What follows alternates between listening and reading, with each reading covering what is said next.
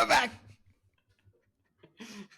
Episode number 18. 18. Holy dooly. Wow.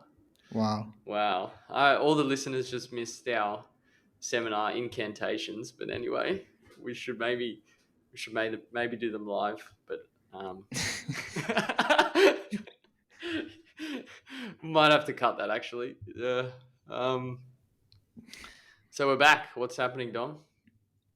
Oh, not much. It's been a big week, very big week. We had the Sydney 10 this weekend, and I think we're going to touch on that a little bit later. But it was great to see many Chiefs out there running, and saying they've been getting a few tips for the Sydney 10 from listening to the podcast. So thanks to all you Chiefs out there. Yep. But yeah, this episode is going to be a little bit different. We're going to do a recap of the last running mini series that we've done on how to run any distance. I think there was a couple of gems in there from all the guys who we've interviewed, so it's definitely worth revisiting them and refreshing them for our benefit and maybe your benefit, but mostly our benefit. Yeah, mostly that's what we do this for, isn't it, Dom? But anyway, I thought we were gonna do the first series. Oh, we'll do it all. We'll do it all. We do it all here, all right? We'll do it all. Never mind.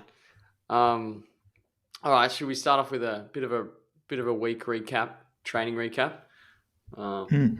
What's been happening with you, and then maybe go through a bit of your race as well, Dom. Yeah, sure. So this week for me, it started off with a little bit of a hamstring scare. I was doing some weights and my hamstring kind of just pulled a bit.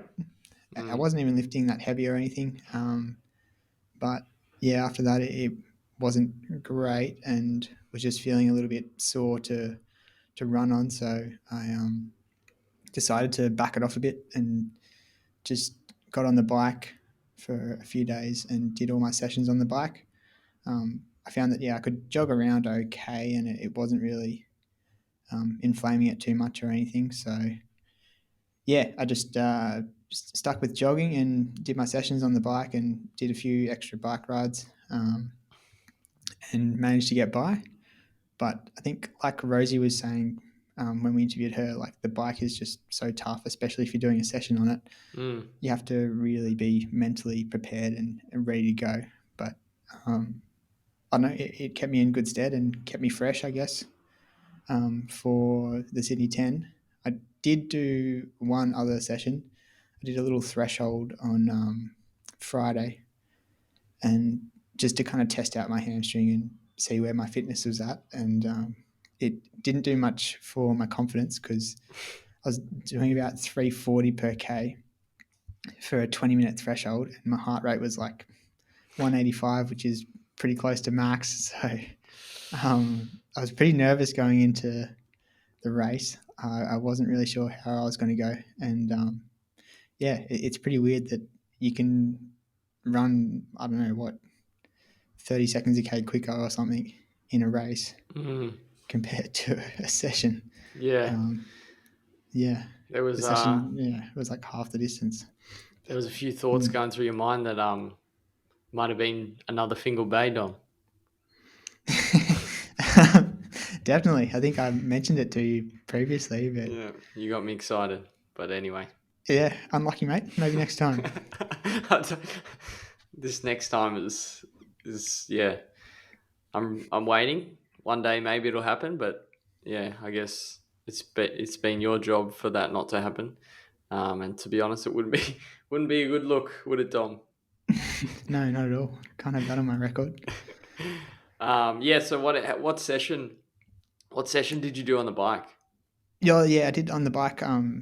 It was going to be 20 by 1 minute on, 1 minute off, but I got through, I think, 6 of them, and mentally just kind of was like, oh, I just need to have a bit of a break. So I had a bit of downtime. I think I took like 4 minutes off just to like round it up to the next 5-minute interval. And then I did another 6. I think I just did And then the final set I did just 30 seconds on, 30 seconds off for 10 minutes. Yeah. Yeah, With so there was like 2 sets of 6 by 1 minute on, 1 minute off, and then one set of 30 seconds on, 30 seconds off for 10 minutes. Okay. Um, And um, was and that at your then, place? yeah, just on the On exercise the bike. yeah yeah. Mm-hmm. Yeah. Too uncoordinated to ride on the roads. No, that would well, you can't really sustain. Imagine doing like a session on the Yeah. roads. I don't know how that would work unless you're going around maybe Centennial where it's a little bit more controlled. Yeah, I think they do it at Centennial. I don't know. I Okay. have to ask one of the cyclists what they do. But then after the race on Sunday, I decided to go out for another run as well because I'm running 100 miles in a few weeks. And the 10K was a bit of distraction from that, but I need to put in some serious hours. Yeah. So what's the if you were to give people a bit of an overview of what some of the changes you want to make to prepare yourself for that? To be honest, I liked being on the bike, so my plan moving forward is to do a lot more gym sessions. I found that after Buffalo, my legs just aren't strong enough Yep. to run big hills and big downhills. Yep. So I need to do a lot more gym, and I think the bike kind of helps with that as well. Mm-hmm. Need to run more elevation, obviously, um, and yeah, more mileage. But to be honest, like I think if you're doing the bike, if you're doing the gym, you probably don't need to run as much all the time. I think that in the past I've started to get a bit carried away with all the running, and yeah, I think when I was running my best last year, I was like only running 100 k's a week and doing a bit of cycling and doing the gym. So I think it's more if I can just tick off all of the other extra one percenters Yep. and still run a bit. I, that's kind of what works best for me, and I think it's taken me a while to realize that, but Mm. I'm finally getting there. Not just you, Dom. Not just you. Which I'm Yeah, sure I'll talk about soon. But what about your race? race. Yeah, the race went pretty well. Um, I had like some beetroot the night before, You're and kidding. yeah, yeah. Didn't we learn from Turbo? Didn't we No, learn from the last debacle? that was like half an hour before I started running last time. Man, I Like, thought anything similar to beetroot you would not even touch. yeah, no, I don't know. Can give it another go. I think it still works. Like, or maybe it's just a placebo, but still. Um, yeah, and then I also had like bicarb soda. Have you ever tried that? No, what is it? Oh, apparently it's like I don't know, it helps your blood to get more basic. So then there's like a bit of a buffer for like how long you can handle the acidic buildup from the exercise. Uh huh. Um, I don't you're need gonna to be sound any too more convinced, basic, Dom. I don't, I don't but know about you, but yeah, anyway. one of the side effects is that it kind of like reacts with the stuff in your stomach as well, and just like is a diuretic.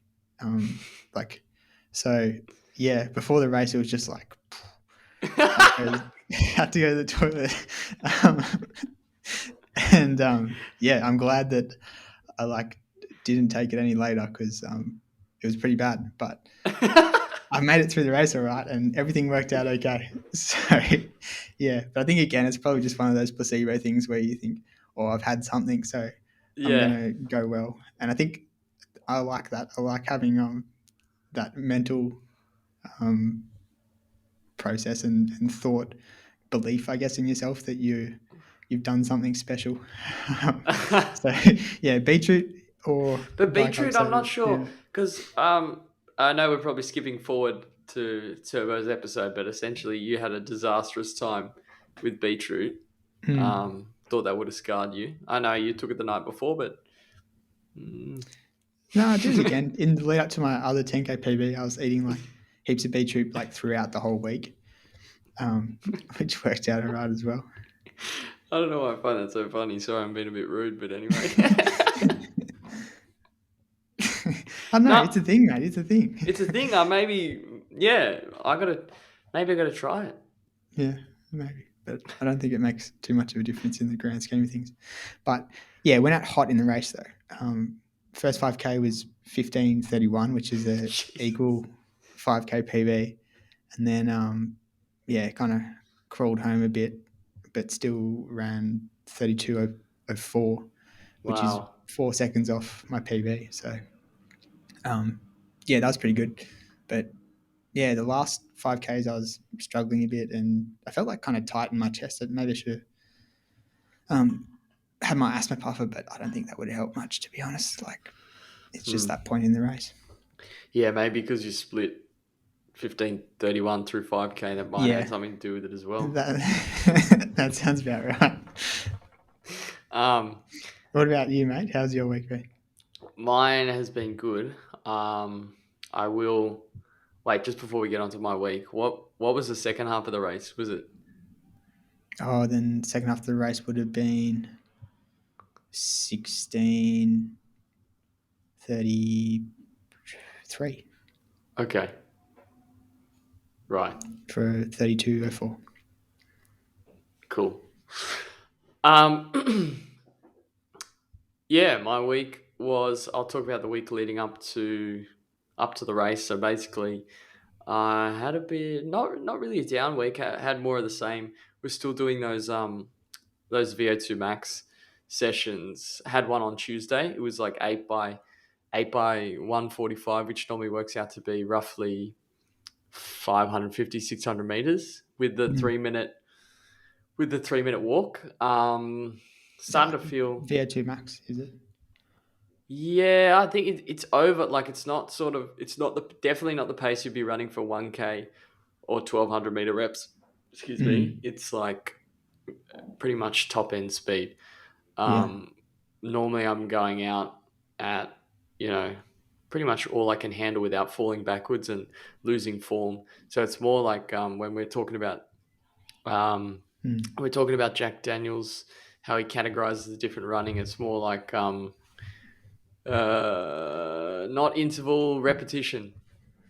Mm. So to improve that sort of running economy, and also what Sally tells me, lift my threshold. We've been Okay. smashing these sessions for, I think that was the fifth or sixth session Yeah. like Right. that, Mm.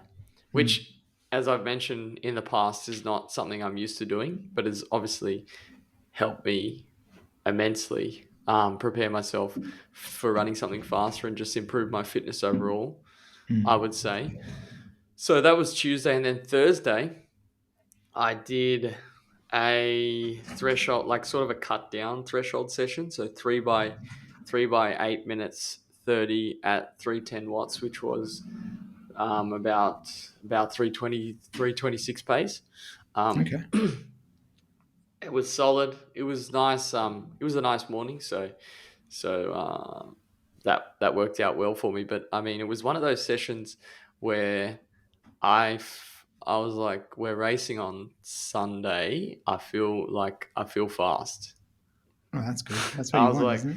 yeah, no, it was. I was because normally I do it around the bay, around the same stretch, and you Yeah. kind of gauge. And I was like, that's quicker. That's quicker than normal, and I feel good. I felt like at threshold, I felt smoother coming off the back of doing a lot of the fast stuff. If that makes Mm. sense. Yeah. I feel like sometimes your legs are used to going fast, so Mm. it feels easier.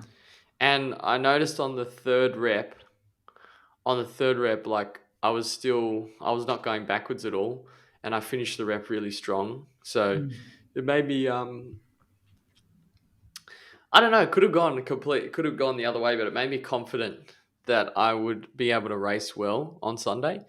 Um, so yeah, they were the only two sessions. The rest was just sort of jogging around, and then the race itself, which absolutely smashed all my expectations. You can tell by my Strava post, which is probably a little bit over the top, but anyway.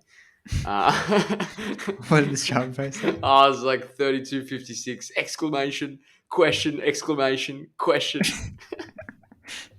I was like, well, so maybe that's a bit over the top. But No, I think anyway, that's right, mate. I was very, yeah, I was over the moon. So going through, I don't know. As soon as I think I said to you before the race, I was like, I feel pretty good. Like you got that nervous energy, but it's good nervous energy. And Mm, before, yeah, I don't know. It's similar to similar to how I felt on Sydney Harbour 10 back in the day when I ran like 35:16. oh yeah. Yeah, it was similar to that. But I just felt confident that I'd done a lot of stuff I hadn't normally done, and I felt like with over the past 3 months I've nailed, like it's the opposite feeling that I got from Sydney Harbour 10 in December, November, when I was like, I haven't Mm, done everything here, sort of thing. yeah. I was like, I haven't really missed too many sessions since since I've been running with Sally. It's been ridiculously consistent because you have that accountability, and also the sessions have been so running considerably less kilometers per week than I normally would, but like it's just been quality and um yeah, it's working. Like Mm, it's clearly working, and it goes back to your point, Dom. It's like um yeah, just trying to get in miles for miles' sake is not always that productive. mm, definitely. I would say running 130. I used to be running 130, 140 k's a week and doing a lot of just easy miles and not speed, maybe some thresholds and long run, but Yeah. it's I don't know. I can't tell. It's the It's kind recent. of yeah. It's Yeah. weird though. I feel like sometimes you're running like 130 k's and you feel all right still. Mm, And I feel like when it's like that, then running the miles is okay. But mm, when you're running 130 k's and you feel shit, then mm. you probably shouldn't be running 130 k's. No, no, no. And think I think to train. This is probably going to turn out to be wrong, but anyway, I think to train at 130, 140 Ks, you need obviously a lot of experience, but also you want to be like the quality I'm doing now, you'd also want to be hitting that as well. Mm, Like, so you wouldn't just want to be, I think in the past, a lot of the mistakes I made is just in my head, I had, you got to run high mileage, but I'm not really changing my training stimulus at all. Like, mm, I'm not doing that faster stuff a lot. Like, I might do one VO2 max session every 3 or 4 weeks and probably not that hard. And then, the focus is always on the long run and then a mm, lot of just easy miles. So you're not like, obviously, I'm getting much more benefit out of doing sharper stuff. And also, the thresholds are very, very specific. Like, I think I mentioned before, threshold work, when I was used to monitor it with heart rate, is not, it's much more accurate with power because I feel like it's a lot more of a hard effort and my breathing's a lot heavier. yeah. But because I'm not looking at my heart rate, normally I'd regulate it and slow it down. So anyway, it's just different, and just something I've learned from training with Sally, uh, is the quality is so much more important. Mm, So anyway, what I was talking about the race, yeah. So the race was good. I went through 5K in 16:25, which was my 5K PB. A month ago in parkrun, I ran 16:25, and that was a PB. So mm, I split that the first 5K, and I felt pretty good. Like I wasn't breathing too hard, and I kind of got excited during the race. I was like, I was letting my mind was like getting ahead of itself, so I had to sort of rein myself in and just like focus on focus on running and nothing, like just focus on running and maintaining, because I was watching my watch and making sure that I'm not going over a certain power reading so I don't blow up. oh yeah. Um, so I was pretty disciplined in sticking to that, which seemed to pay off. Like it paced it very well. It's the best I've paced a 10K. Normally I'm absolutely fighting by about 5-6K is when you really start hurting, and you just got to Mm. dig deep. But I would say about 7.5K, 8K, I started digging really deep and Yeah. emptying the tank. So in terms of pacing, I was happy. Um, And so you went out. The first 5K was a 5K PB, and then the yep, second 5K even. even. So the same as the first Exact 5K. same. Oh, really? Wow. Yeah, yeah. I think it was actually according to Strava. If you So look, it another looks like PB. a negative. Yeah, double PB. But yeah. Apparently that can happen. And that PB was set a month ago at Rhodes Park Run. Um, so it's crazy how much my threshold lifted in 4 weeks doing all those hard speed sessions. Yeah. Yeah. It's just pretty quick turnaround. So yeah, around Mm. 32:56, massive PB, minute 5 off my PB, which was set in November. Wow. Um, 1 minute and 5 seconds. yeah, so if there's ever a bigger plug for Sally's coaching, I don't think I could give a bigger plug. I'll have to get on a billboard. Uh, like one of those, or a YouTube thumbnail, like 30, what is it? Um, 34:10, and then the arrow down, and then I don't know, you could do something creative, but anyway. Yeah. Okay. uh it was, and then it's like that feeling, you're just like, I was floating all day basically. Yeah. You Just just what, feel over the moon. incredible, yeah, over the Yeah. moon, running Yeah. around. We went to dinner afterwards because it was also your birthday yesterday. So it Oh was a nice yeah, little early birthday present. mate, it was. As soon as I got there, we were having having dinner. I was just going around saying, oh, I kept all day to Dad, being like, Dad, did I tell you what I ran this morning? I think after the after the sixth time, you just stopped listening. But anyway, And that's yeah. where did you go to celebrate afterwards? Celebrate. Oh, right after the race. Yeah. Yeah, we went.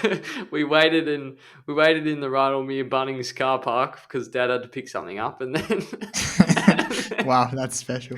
I know, I know. I should have got a sausage sizzle or something like that. But then after we went to a cafe, and I was just so chirpy. Like, you're just so Yeah. chirpy and giddy after some. It all comes together. So, wow, that was the longest winded weekly update of all time, but we got through it. No, it was good, man. Yeah. So, what's the moral? I was thinking about the moral of the story for me. It's hard to tell how much your previous training actually has come together also, because obviously there's a huge base there. There's like, Mm. but there's something to be said running like 60% of your normal mileage and doing all that speed work in those sessions, and then like having such good results so quickly. It's got to be a little bit more about how specific the training is, or Mm. continuing to stress the body in different ways.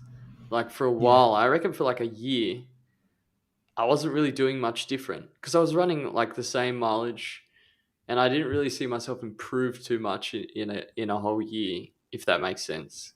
Mm. And then you like throw the training program on its head and start running, I don't know, different sessions at a different intensity, and yeah, it starts coming together. What do you think about that, Dom? Yeah, I think yeah, you need to just be able to let your body recover properly. Like Mm, everyone always looks at, oh, what are the pros doing, and yeah. thinks that's what I should be doing. But I don't know. It's like you just need to figure out what your body's doing and go with that. Mm, Like, mm. yeah. That's a good point, because maybe the recovery has also been so much better. Mm, Mm. definitely. Yeah, I wonder how much no big nights out has had to play in it as well. Yeah, I'm sure that helps too. Anyway. anyway. Um, yeah. Any more thoughts on the race? Obviously, there was a lot of really good results and a lot of PBs. It's just such a good day, Sydney 10. The weather, it Yeah. was. It all came together. Like you couldn't have asked for better weather No. at all. Yeah. I think, yeah, the course is just so fast as well. Like, I don't know. It seems like, was it really 10Ks? I don't know. But, Mm, or I don't know, like the shoes or the course or something just seemed too fast, but it was good. I people had fun. smash. Yeah. People Because smash PBs everyone ran here. a PB pretty much. Like, Yeah. and like big PBs too, most people. So, Maybe there's a yeah. conspiracy going on. Yeah, I'm starting it now. You're gonna get a saucy email from someone at Sydney 10 being like, Dom, can you not reveal our secret, mate? This is the fastest 10K in Australia, and it always will be. All right, mate. So, um, It's yeah, crazy because like I thought that the Sydney Harbour 10 was a fast course, but I guess you take out all those like sharp turns and it's like a little bit flatter as well, probably. So makes a big I difference. reckon I reckon it was probably like 30 seconds quicker than the Sydney Harbour 10, and the Sydney Harbour 10 is already like fast as. So 30 seconds, all right. So I can't get yeah, ahead of myself until I run fast at the Sydney Harbour 10. oh, I'm sure you will. um, so should we move on to the summary? Yep. Let's kick it off. All right. So we had. So this is the summary of Series 1. How to what was the Series 1? It was how Become a to better runner or become something. a better runner. Yep, we got all the tips here. Yep, except Yeah. for we actually you shouldn't have to research your own podcast, should you? Anyway, episode 3, we had our first guest, Nico, talking about how to choose the best running shoe. What did you think about that episode, Dom? That was a really good episode. Yeah, Nico was such a great guest. He's just so passionate about running, which definitely helped. But yeah, I think he gave a really good insight into like getting a proper fit for your shoes and um, all the different types of running shoes. Yeah. And yeah, I think he was a really good guest. I think. For me, yeah, it was really good getting trail shoe recommendations as well. Mm, Yeah, but what did you think about Nico in episode 3? well, makes a good point. Yeah, firstly, obviously, fantastic guest, and he carried, like what most of our guests carried us through this podcasting thing because we we would struggle if we didn't have good guests. That's Absolutely. for sure. So Nico,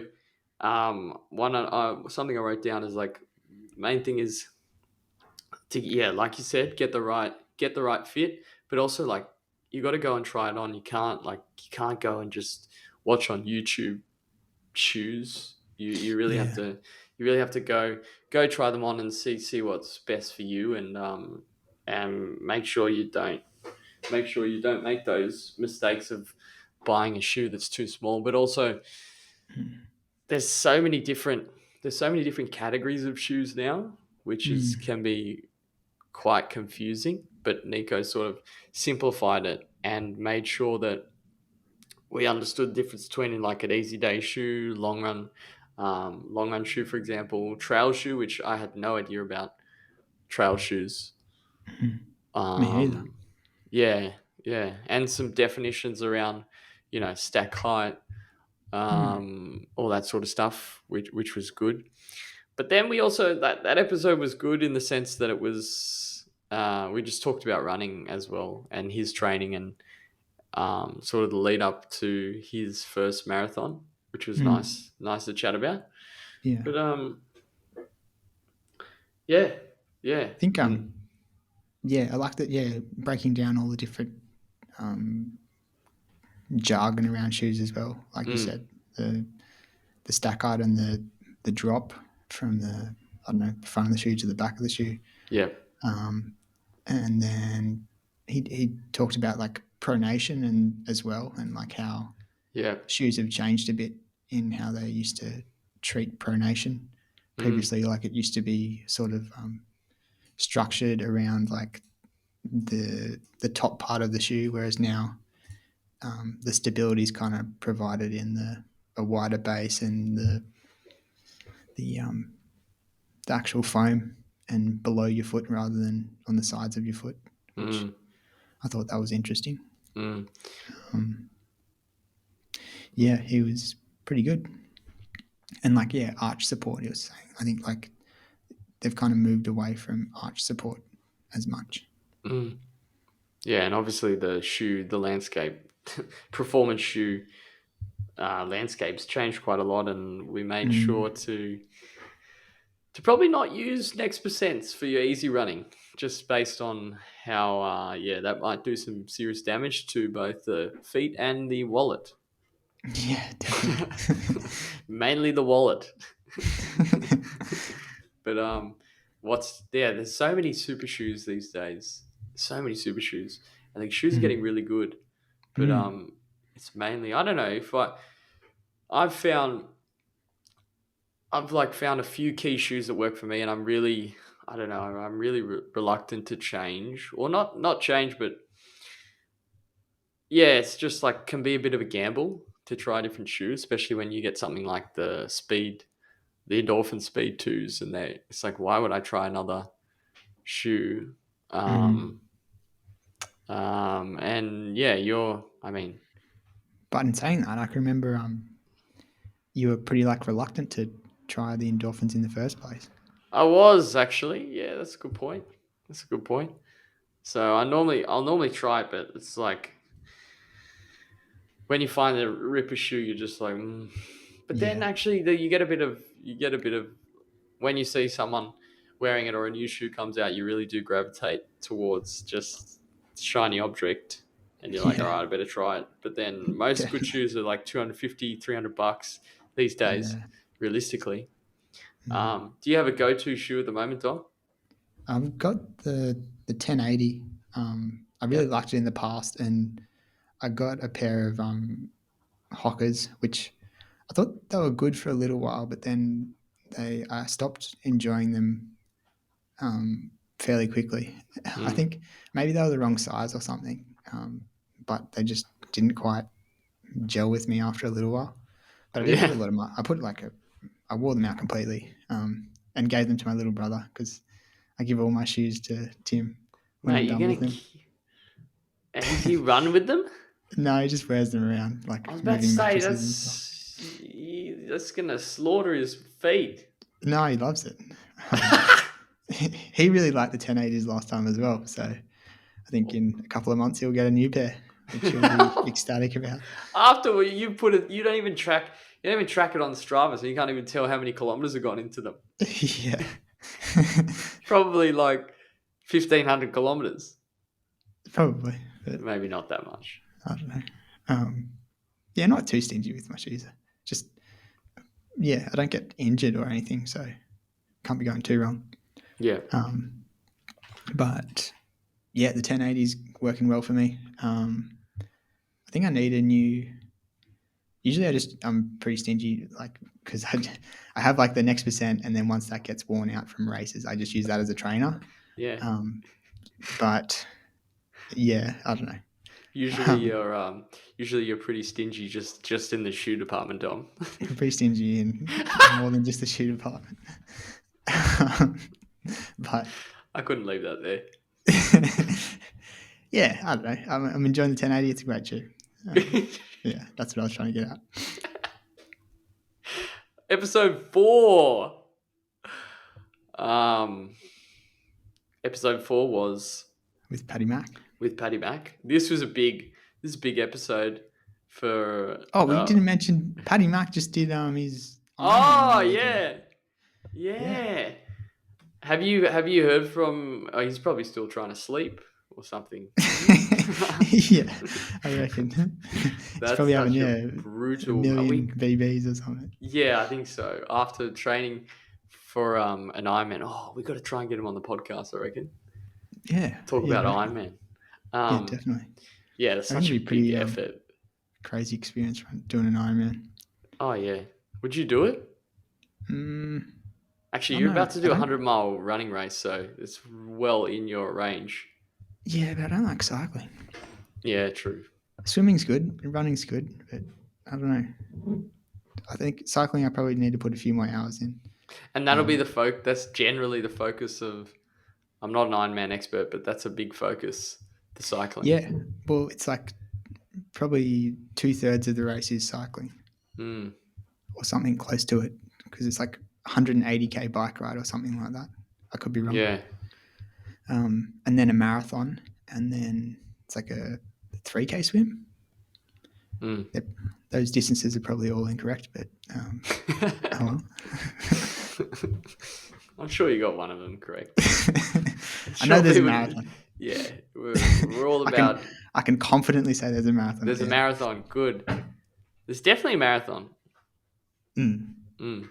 But yeah, we had Paddy Mack on, and he spoke to us about being a physio and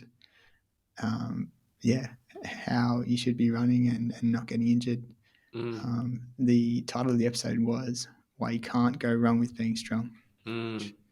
There's not many arguments why you shouldn't be doing strength, because he did. Remember when he absolutely shouted? I remember asking the question. So Paddy, how much does foam rolling and stretching play a part of not getting injured? He's like, 0.0%. So I haven't even touched it since he said that. Literally. Really?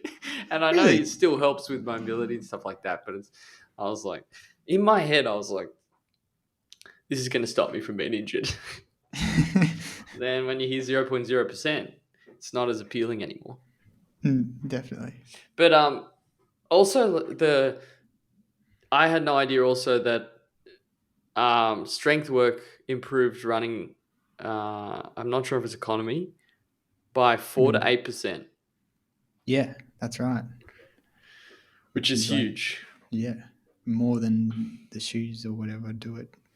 And like everyone knows how much of a difference running in a super shoe makes. So seems crazy that you wouldn't focus on strength. Yeah. I like the distinction. He made between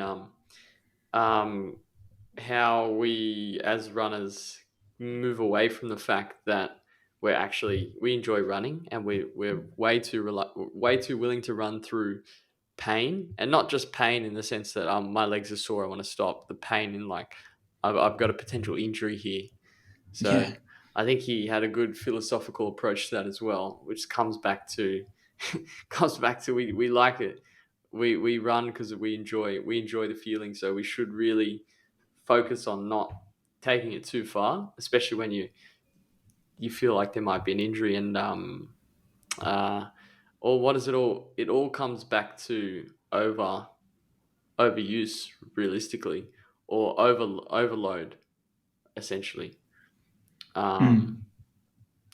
So yeah, it was. Yeah, we asked some questions about like how quickly can you increase your mileage, for example, which is not a really good question because there's so many different factors.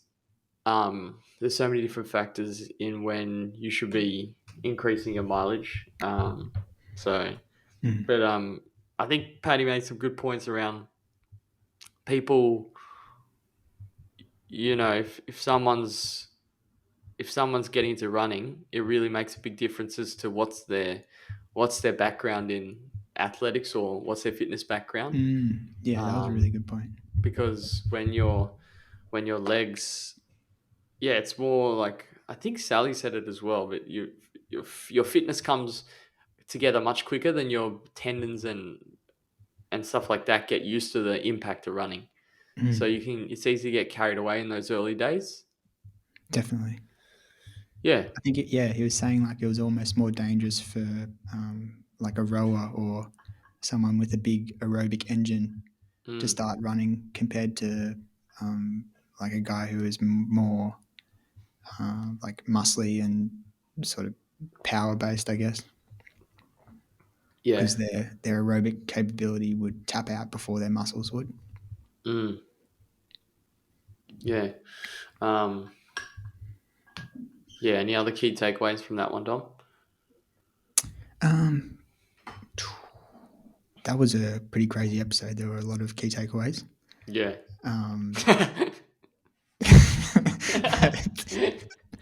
I think that it was really interesting, like how he said, "Yeah, don't foam roll or stretch." Been over that one, Dom. Yeah, no, I think that was my favorite key takeaway. Yeah, I know. I'm Um, taking the piss. but I found that I'd stopped doing all of that stuff, and it didn't really work. I don't know. I felt like I was just getting really like tight. So Yeah. I've started stretching and foam rolling, but that's just me, study of one. So Yeah. yeah. Do you do that? Do you do that a lot or? I've only just started getting back into it because Oh, I okay. did for a long period of time. I was just thinking like, oh yeah, Paddy said we didn't need to stretch or roll, so I'm not going to stretch or roll. But He's probably gonna, uh, if he listens to this, he's gonna be like, "You didn't get the point, did you?" yeah, I'm sure I've missed something. No, he's like, it's not that you shouldn't do it. It's just I asked a very specific question around how much does it Yeah, reduce yeah, true. injury, and he's like Yeah, 0.0% because it doesn't reduce the amount of load mm, or increase your strength to actually withstand the load of and the pressures are running. I mm, guess. yeah. Um, um, yeah, and there was actually a point. I think there was a point he made around like whether or not you can, how you can, well, just the definitely don't try this at home, but how he determines whether or not someone can run if they have like you do the hop test, Oh yeah, and yeah, and if you like straight away if you do a single leg hop and you can't really do that, it's a no. You can't continue running, for example. mm, Um, which I found when I got injured initially on my calf. It was sore, but I was able to run through it because it didn't adjust my stride at all. Like I could maintain normal stride. And then the second time I got injured, which you would remember, Tom, mm, I couldn't. Yeah, I just couldn't hold form, and I had to take time off basically. yeah, But definitely. a lot of these injuries sort of correct themselves if you significantly reduce your load. 100%. I liked when he talked about I think I asked a question about like doing foot exercises or something, Yep. and he said if you're just walking around barefoot or doing like some sort of barefoot stuff Yeah, during the that's week, right. Yeah. then you're going to get um, just the same kind of benefits. You don't need to have strong feet or be doing foot exercises unless you're in shoes or like all the time. So Yeah. I thought that was really insightful as well. I think I Yeah. was just super cautious after having plantar fasciitis in the past. Yeah.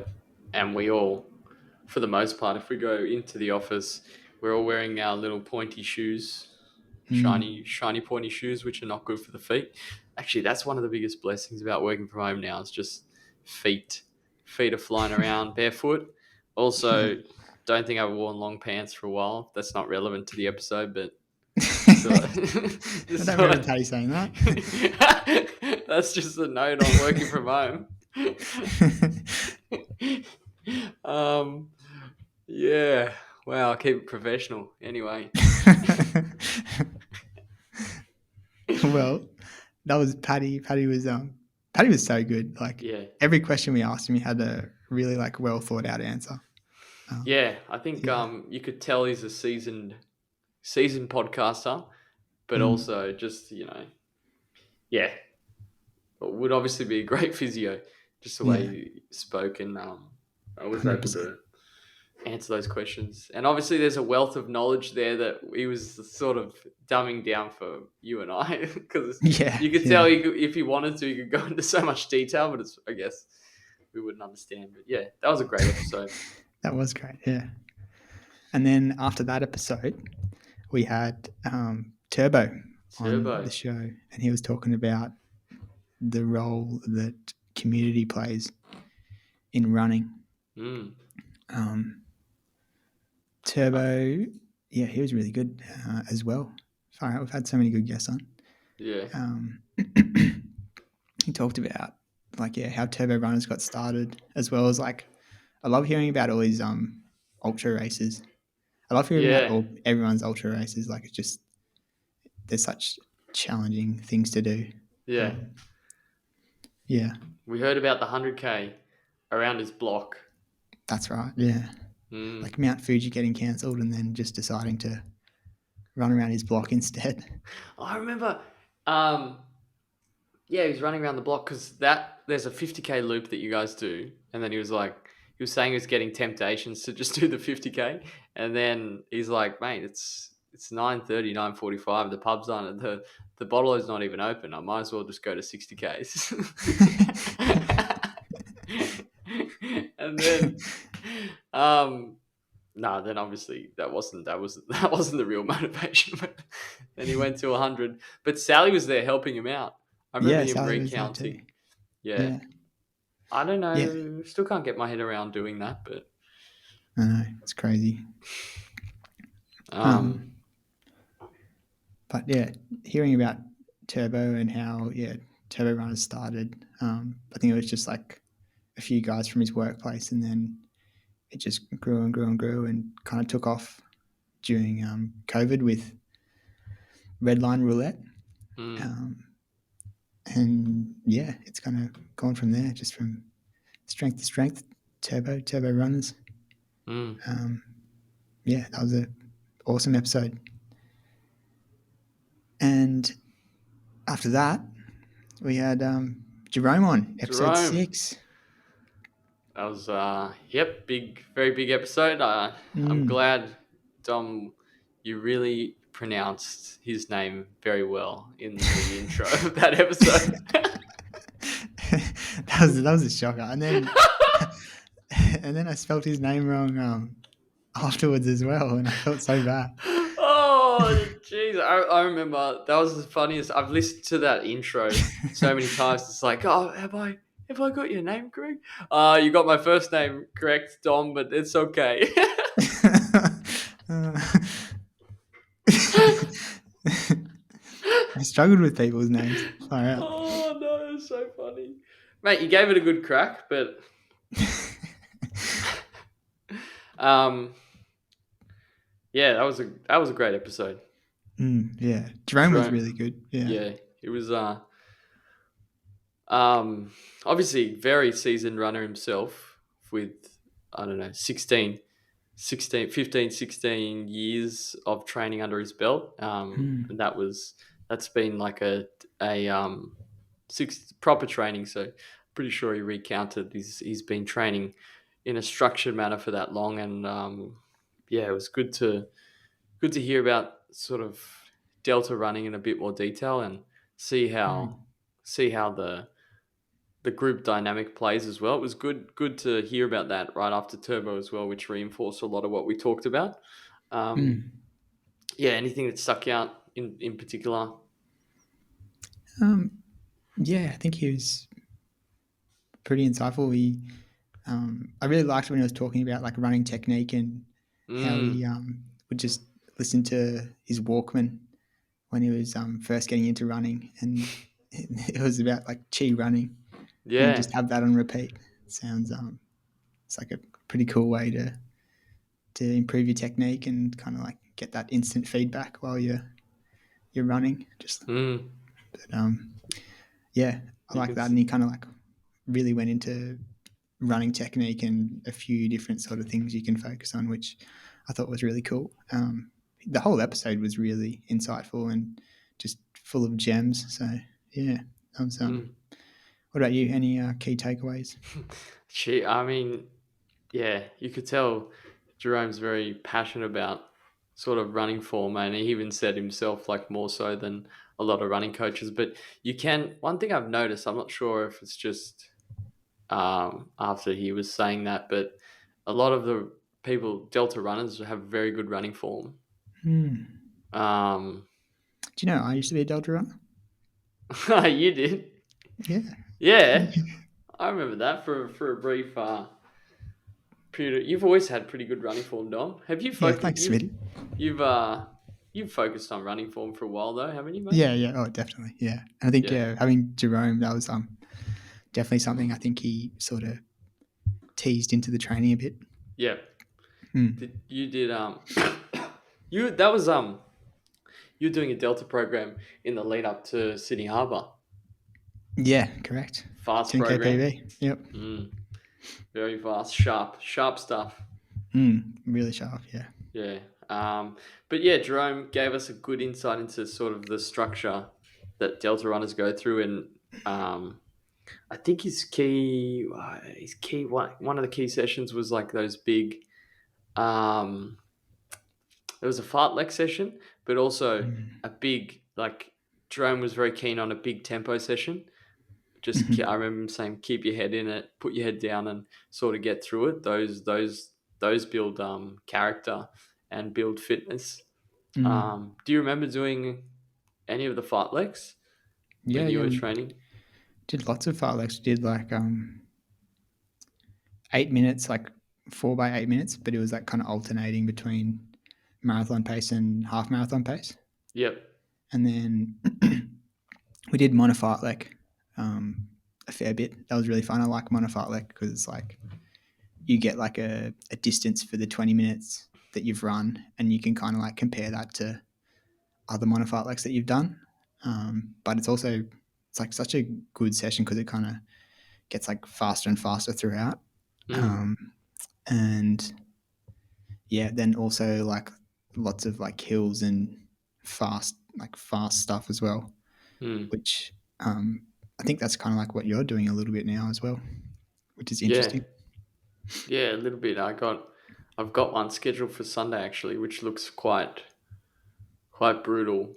Um, but yeah, I'm definitely not going to knock back any sessions after the Mm. results. But they're brutal. Oh, the long runs have been like the 2 hour long runs with 6 minute surges have been quite brutal. But anyway, um, yeah, no, that was a great episode. We had few issues with internet, That's right. Yeah, but overall, it still came together pretty well. definitely. And I think Um, if you got a quality guest like Jerome on, mate, carried it. he'll have to do a bit more than a poor internet reception to get in the way of a good episode. Yeah, that's for sure. Also, After that, yeah, well, thanks. Also, thanks to Jerome for pushing it on his social media. It was a big campaign for the episode. yeah, So absolutely. that was good. I think that really got the podcast out. Not that it's gone crazy, but it definitely got us some people listening in. So that was great as Mm, well. 100%. The next guest we had on, or we then did our first Jack Daniels uh, Oh yeah, overview on episode 7. And then we had on Elijah. And yeah. yeah, Elijah, what a guy. Mm. He was This- talking about how to develop an endurance mindset. And yeah, I really enjoyed that episode. He's done some crazy stuff, a lot of stuff that I didn't even really know too much about. Yeah. But yeah, he just seemed like so at peace with himself. And I think that if you kind of got the right mindset, it makes sense that you carry yourself in that sort of way. So I thought it was really insightful having Elijah on. Mm. I liked hearing about his travels as well, which was a Mm, bit of a tangent on yeah. the idea, but yeah, he's done some really cool traveling around. You know, yeah, yeah, it was just fun to hear. Mm. Um, I mean, you recounted a lot of your experiences because you've had encounters with Elijah at ultra events. So it was good to hear about that. Where was that again? That was at UTA, That's UTA right. 100. Yeah, I was lucky enough to be crewing him. Yeah, yeah. Um, But yeah, I think his mindset is just spot on, and yeah, he had a few really good quotes from that show as well around how to just like stay positive and um, yeah, like just not let stuff get to you. I think his experiences in some of the previous races that he had done, and I think the eco challenge where he did with his family for like over multiple days. yeah. Um, he kind of like talked a bit about that, how you just need to stay positive, and um, especially when you're like working with like other people and everyone's tired, that becomes like the most important thing. So yeah, I thought that Mm, was a really good episode. yeah. What a privilege to be able to talk to Elijah. Yeah. Absolutely. And after that, we had Sally on. Oh, That's two big episodes back to back. yeah.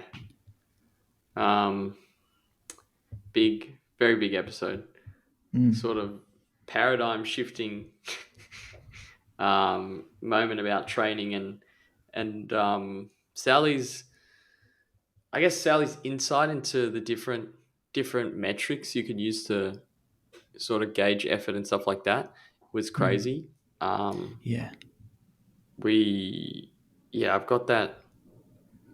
I mean, I've listened to the episode or or sort of got notes and stuff like that on it because it's almost like a textbook. Um, and there's a lot of things you can take away, and obviously reached out to Sally after that episode to see if we could do some coaching, and that's been probably the best decision I've made for running and taking my running to the next level. So, Huge. um, yeah, what were your thoughts on the episode in general, Dom? Yeah, I think Dr. Sally Coggins, she just loves running, and Mm, you could just tell like how passionate she was about all the analytics of it, and all the different components that need to be kind of put together to make you a better runner. yep. Um, I think that yeah, in particular, yeah, like the way she broke down each sort of metric was really good, and talked to like how they're all useful. Like you can't kind of favor one over the other, No. um, which people often kind of that's how they put them. Like they just kind of say, oh no, that's the best one or whatever. Mm, But she said like she uses all of them, and she even uses power, which I think has a lot of benefits as well. mm, But the whole episode was crazy. Like she was just so knowledgeable about everything. Um, yeah. I really enjoyed that episode. I think it's almost like if power was more accessible, well, not accessible, just there was more knowledge about it. It would be or easier to understand if that makes sense. Because it's the yeah, it was interesting to learn that power has the most like clear correlation with your threshold, which Mm, Sally was saying. So if you're able to train at certain know what power reading is correlates with your threshold, mm, then sort of you can get some really accurate sessions in there, and also the yeah, it was good to explore the pros and cons of using different things like heart rate, perceived effort, all these type of things, and to learn that power is the most accurate measure when heart rate and other metrics fail. Like for example, when you're on hills, power remains consistent and correlates with threshold in a similar way. So you can tell like if you're smashing yourself up a hill, obviously you're going to be working a lot harder at a lower like pace is out the window when you're up a hill because you don't know how hard you're working if that makes sense. yeah. Um, but yeah, it was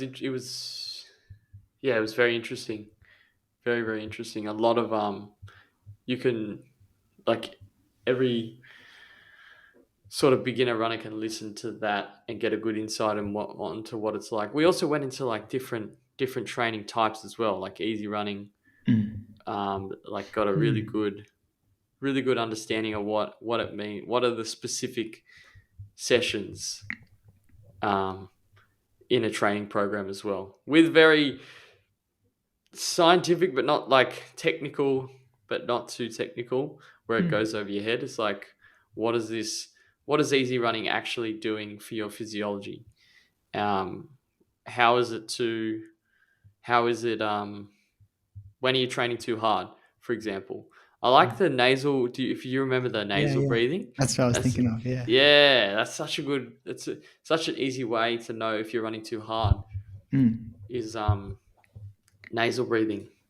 Definitely. It was a good little like practical tip Yeah, that like kind of made sense as well because it talked about how like your body processes all of that as well, and if you're breathing like too fast, then you're not doing it properly and you're not actually improving that system.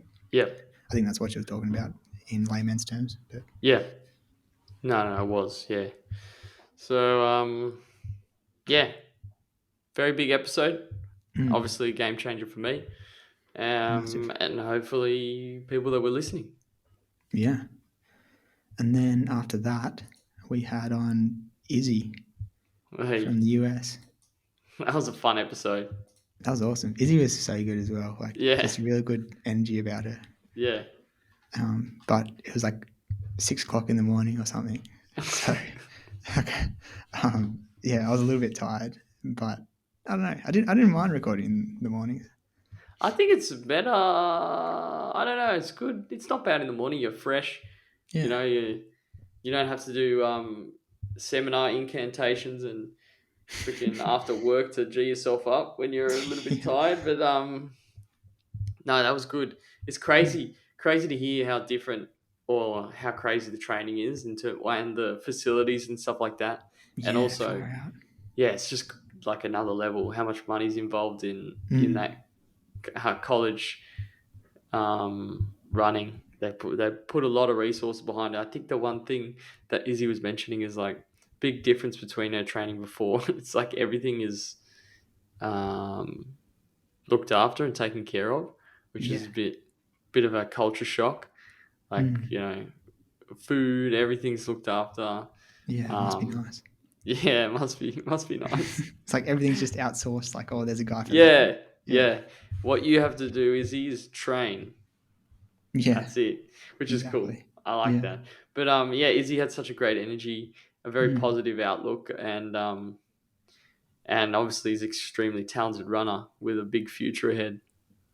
definitely. I thought it's a really cool like story like Izzy had as well. Mm, Um, like just going over on exchange pretty much to Canada and then getting scouted to Oregon. Like it's pretty crazy. Um, yeah. and yeah, kind of like just how she was just yeah running around a little bit in school and stuff and ended up where she is today is pretty cool. Mm. I think there's a lot of talented runners that come out of Central Performance. That's for sure. Yeah, I know, bloody hell. Yeah, we got Dom, Izzy, Lockie. Obviously, pretty much all of them are gun runners. But Yeah, yeah, Liddy does a good job.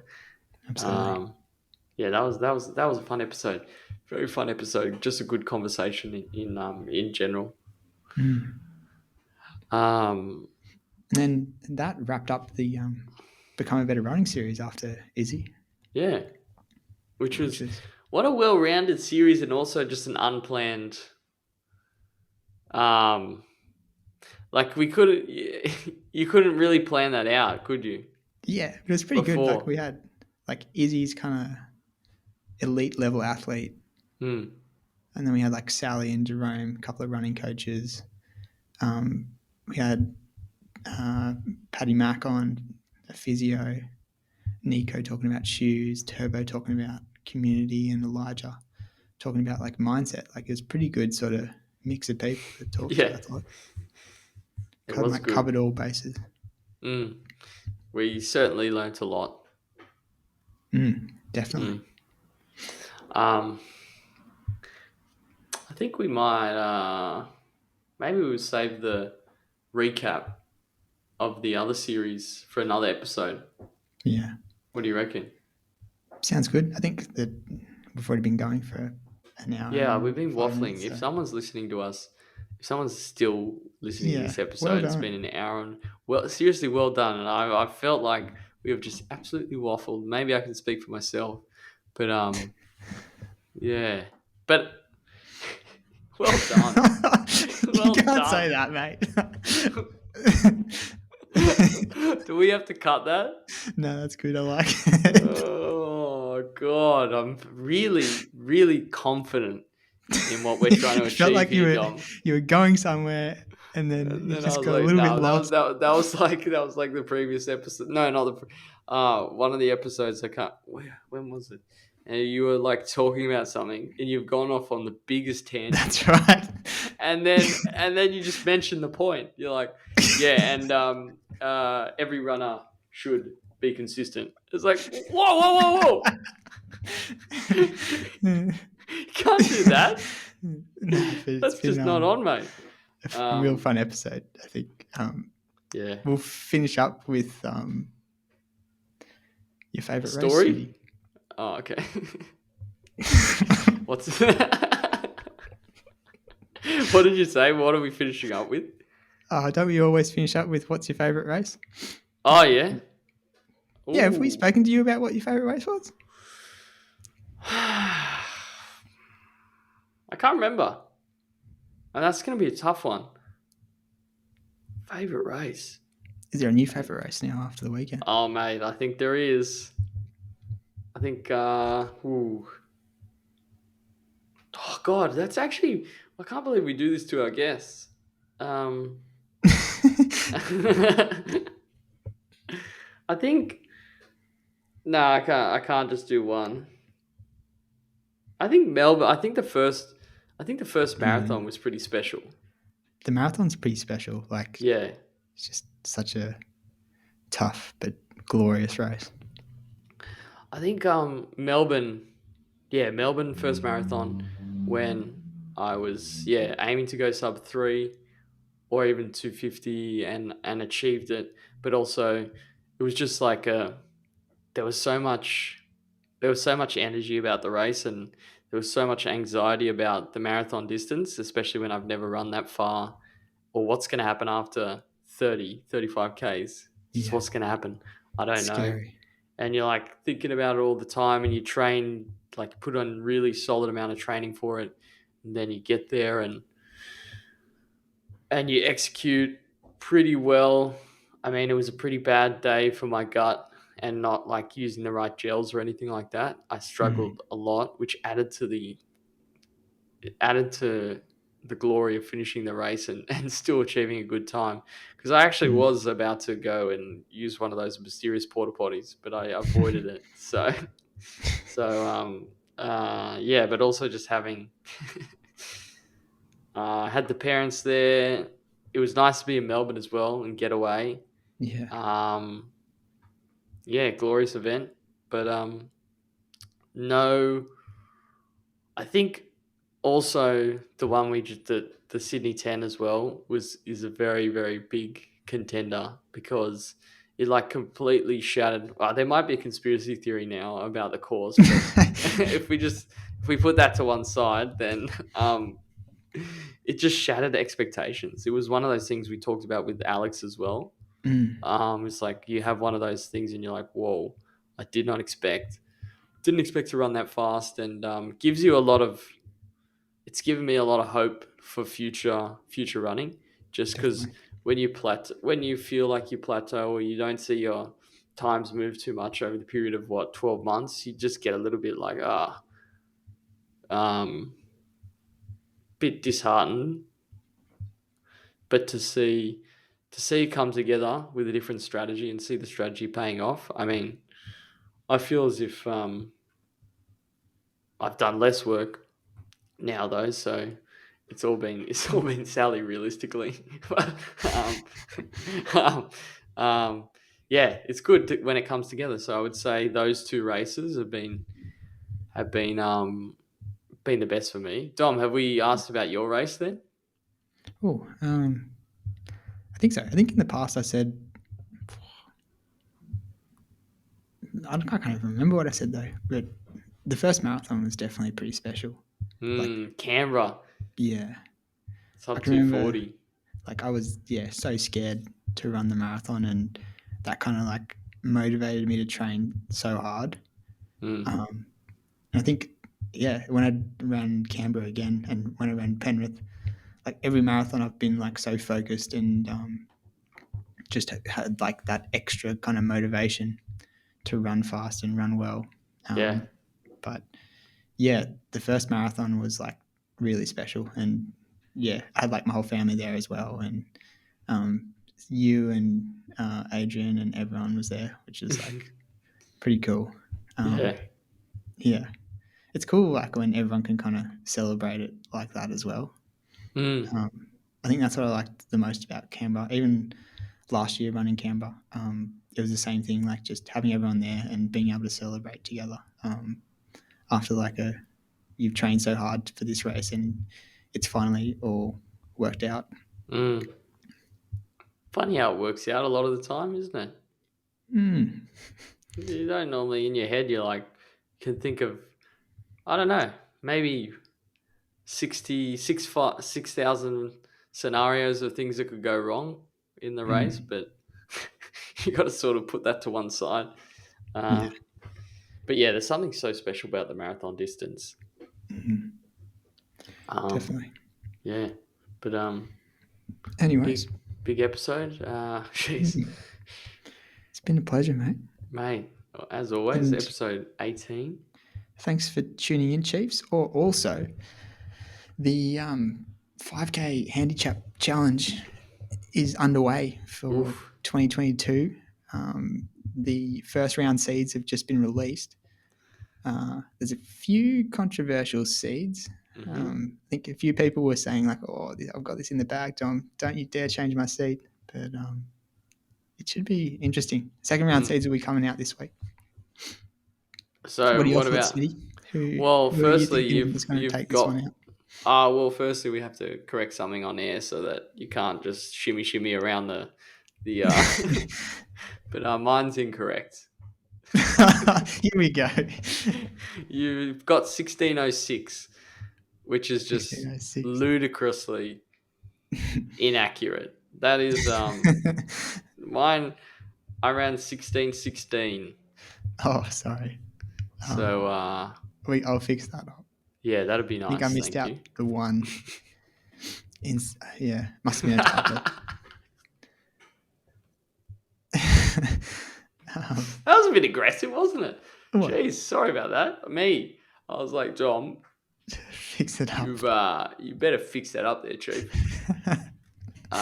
No, but like Smitty has just contested his time. Anyone feel free to let me know if you're not 100% happy with your time. You shouldn't be saying I that. shouldn't be opening the door like that. I think I'm going to get 100 messages from everyone who's entered. Yeah. But yeah, we need to get these times like as close as possible so it's fair for everyone. So second round seeds coming out this week. It should be good.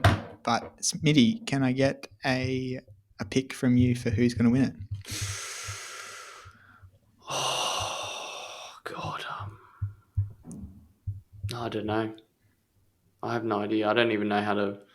I don't know how to. I'd have to review the. I wouldn't want to do that on air, Dom. I've got to review it. There's plenty of dangerous looking people, but if I can, there's not a more general comment than that. But anyway, I hope I win it. Let's just say that. But that's my pick. I hope I beat Dom. That's all I have to say. That's good. You got to vote for yourself. Yeah. What about you, Dom? Oh, I don't know. I think I've done a pretty good job with most of the seed times. Dom's just like I think patting himself on the back. Connor Kelly. If he runs, he'll win. Yeah. Which I would love to see. 30 minutes is his time, isn't it? Yeah, but I think I don't know. I've got no idea what he'd run, so yeah, be great to see him out there. Yeah, yeah, 100%. Hmm. All right. Any other mentions? Any other mentions? Yeah, geez, if you've listened to an hour, 15 minutes of this, No, we'll this has been quality, mate. Um, no more mentions. Just to yep. Good luck, everyone. Train hard for this 5K handicap and stay fast. and stay strong. And we'll catch you next time. Thanks for listening.